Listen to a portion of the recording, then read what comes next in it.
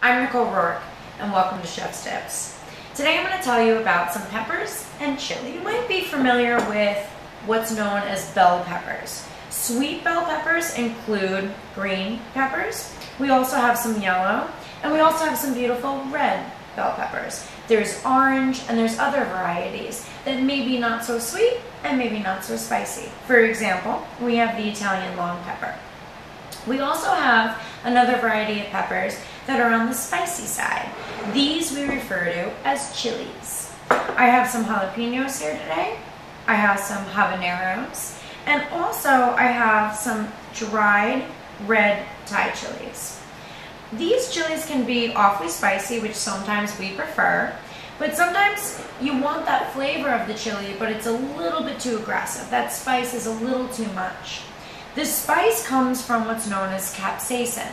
Capsaicin is located in the ribs and the seeds of the chili.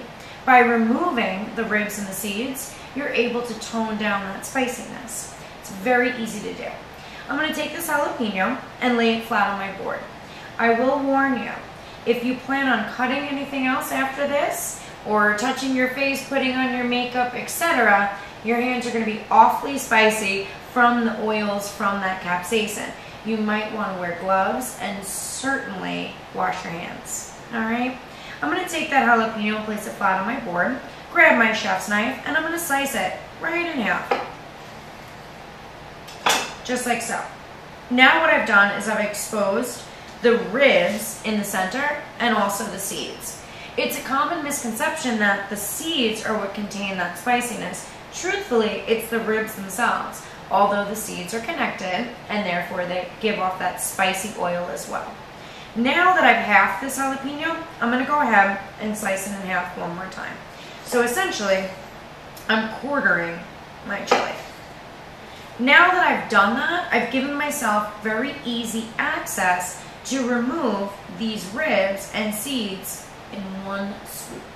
Take your chef's knife and lay it parallel to the cutting board and go right ahead and just cut through. I'm aiming for underneath the ribs and again removing the seeds at the same time. Go ahead and remove this to a garbage bowl. Now what we're left with is just that beautiful flesh.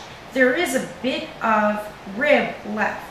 So if I'd like to, go ahead and take your chef's knife and just flat hands, go ahead and shave off a bit more of those ribs. You can continue doing this until you feel comfortable as if you've removed all those ribs and seeds and therefore removed that oily, spicy capsaicin.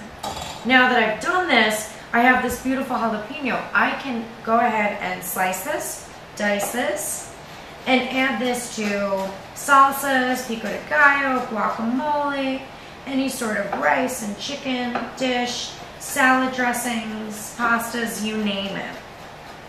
And by removing those ribs, I still get that nice bite from the jalapeno without it being too offensive.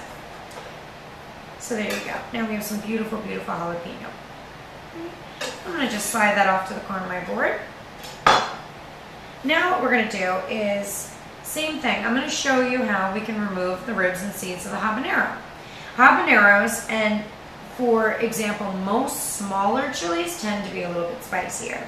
So all you really need is just one little Scotch bonnet or habanero. Go ahead and place that down on your cutting board. Again, cut it in half. This time that you see a lot of the seeds are clustered up towards the top, we're going to continue to cut that in half again. In other words, we're going to quarter those chilies. And very simply, take the flat of your chef's knife, press it against the chili, and remove the stem and the seeds and of course the ribs. And discard that. Take my knife, if I feel as if there's any more ribs or seeds left, and slice off the other side.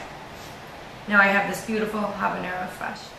I'm going to slice that up, just like I did the jalapeno. Beautiful. Now these small pieces of habanero, although on the spicy side, aren't going to be completely unbearable. Beautiful. There's another way that we're able to tone down the spiciness of chilies, and that's by roasting them. Roasting is a culinary term. It's a technique that refers to cooking by dry heat. This is a circulating dry heat. For the most part, we roast in our ovens. Again, if you have a conventional oven, you're going to place your peppers, for instance, right on that oven rack or on a sheet tray and allow a 350 degree or a 400 oven to just gently roast around those chilies and peppers. If you have a convection oven with a fan in the back, you're even going to roast a bit faster because we're now blowing that circulating dry heat around your pepper and chili. There's two ways that we can roast. We can oven roast, as I've just described, or we can actually fire roast. You could do this right on your grill or right on your stovetop. I'm going to show you how we do this. I'm going to show you an example of how we can fire roast our sweet bell peppers and also those chilies. Go ahead, and if you have a gas stove, all I have to do is start the flame, place that bell pepper right on top of the fire itself. And go ahead the same with the chili.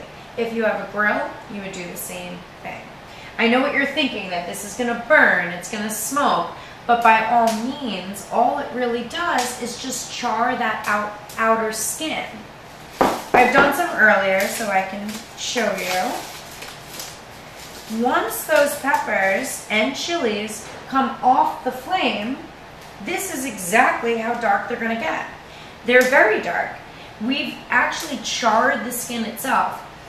It gives it this beautiful smoky aroma, and by placing that charred hot pepper right off the fire into a bowl, covering it with plastic wrap, what it does is all that heat from the pepper itself will begin to steam.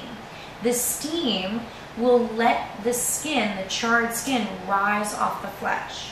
So as you can see, when it cools down and I unwrap it, all I have to do is gently just peel off that charred skin. We're going to remove this charred skin. There's no use for it. And truthfully, I never ever like to do this underwater or rinse it underwater. I believe that we put all this effort into getting this gorgeous smoky charred flavor and color and look to the pepper that how could you dare wash it off. So I use my hands, and as you can see, it's little to no effort whatsoever. I'm just going to go ahead and take off that charred skin.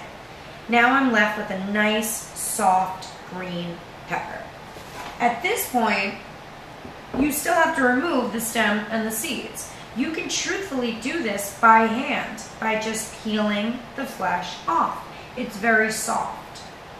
Or you can go ahead and take your chef's knife and slice down the side of the pepper like so.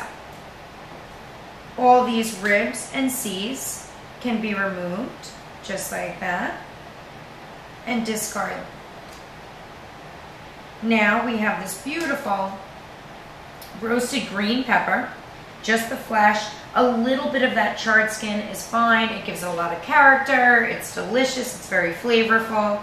And again, we can go ahead, give that a beautiful quick slice, a nice little dice, and it adds a lot of character to entrees, salads, appetizers, condiments, whether it be salsa, pico de gallo, etc.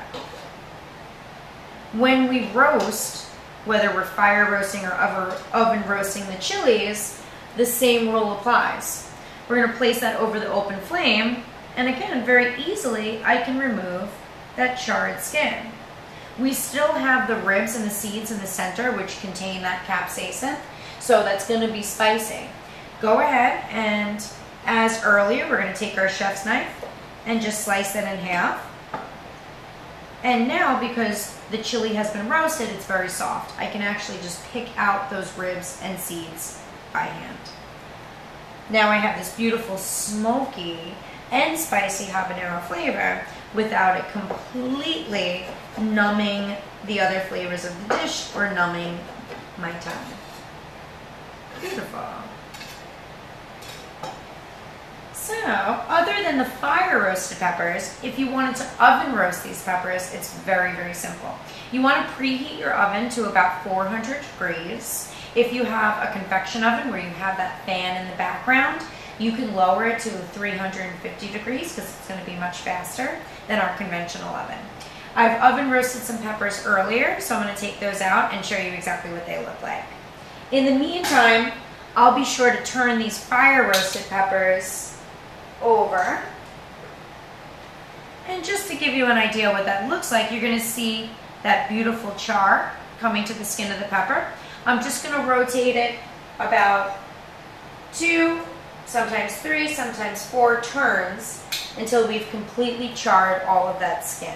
If you're constantly turning the pepper, it's hard to achieve that char. So leave it for a few minutes and continue to turn it until all that chars around.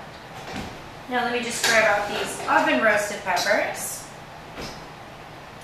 As you can see, there's really not much of a difference as far as the soft flesh is concerned. Clearly, the oven roasted peppers are much lighter and softer in color compared to the fire roasted peppers. Although the flavor is really identical, and that end result is achieved easily whether you're doing it right over the fire or right in the oven. At this point, I just simply peel off that skin, and now I have beautiful roasted pepper. Again, peel off that skin of the fire roasted, beautiful roasted pepper. So whether you're working with peppers or chilies, again, you can achieve this beautiful sweet flavor, smoky flavor. You can have a big, bold spice, or you can tone down that spice by just removing those roasting seeds.